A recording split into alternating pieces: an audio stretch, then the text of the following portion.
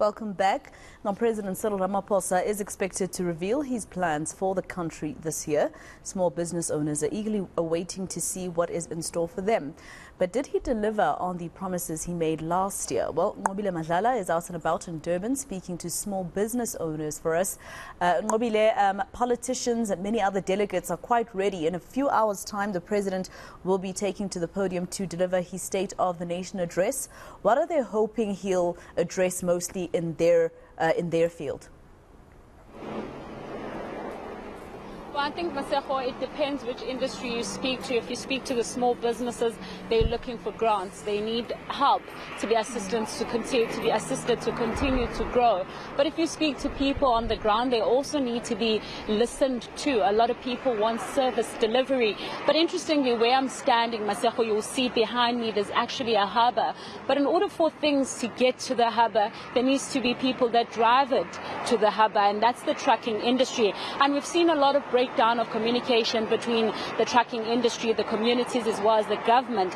Communities very angry with the trucking industry, and the government also with the trucking industry not coming into terms with what are the solutions that needs to be brought forward. So I want to bring in the trucking industry now to speak to us about these issues. I mean, to start off, we know that a lot of communities have decided to block some areas to say that trucks must not drive there because they drive quicker. There's accidents that have happened. We saw what happened in Pongola and so on. Today we're expecting the president to take to the podium. As a trucking industry, what are you hoping for? For us as drivers, we are hoping that the government or the president will announce measures that will make the trucking industry will regulate it so that each and every person that is operating is someone that is known, and the enforcement in terms of compliance so that companies would follow a certain regulations and rules. And I mean, communities at this point are not really very happy with you as truck drivers and trucking industry. How are you going to sort that problem out, and how are you hoping for government to intervene in those cases? We're hoping that the government will do the right thing, make sure that the people that are driving the trucks are people or are South African people. As we all know, that truck driving is not a scarce skill, so it's a skill that is supposed to be reserved for South Africans. We're hoping to see government doing something on that and making sure that more South Africans are getting jobs, because we are sitting at a high rate of unemployment, and when you look at the jobs around, you would be amazed, because we can see and we know that most of the jobs are being done by foreign people, and that putting our South African brothers unemployed and them relying on the 350 that is being given to them by government, while someone that is coming outside of the country is enjoying all the benefits of being employed. So we hope government will do something on that.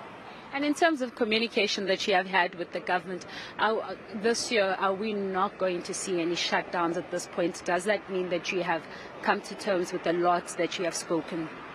On our side, as an organization, we've tried. We've tried our best. I must say, we will be doing more shutdowns, as some of the agreements that we had agreed on with government on the national tax team, none of them have been done. So, yeah, really. But I must just put it clear, we will be going back onto the road this year. Even it could be even worse than what has happened before, because we've sat down with the government and we agreed on something, and those things, none of those things have been done. So what do we tell our members? What do we tell the hungry people that do have driver's license but are sitting at home not working, yet some guys coming from outside of the country, the foreign brothers, are working, are enjoying all the benefits of being employed? And I want to bring you back now to load shedding. We're all affected by load shedding. Are you affecting as the trucking industry?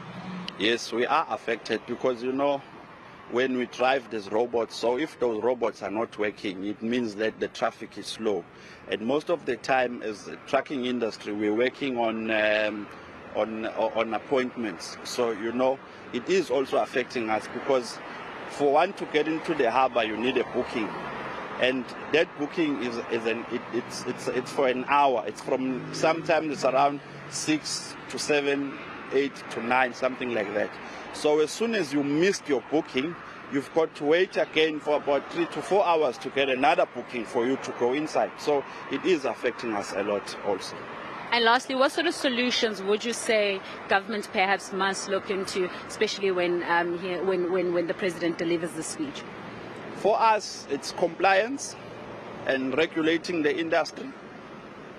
For us, those are the two major things, the compliance and the regulation of the industry, then the law enforcement in terms of the road.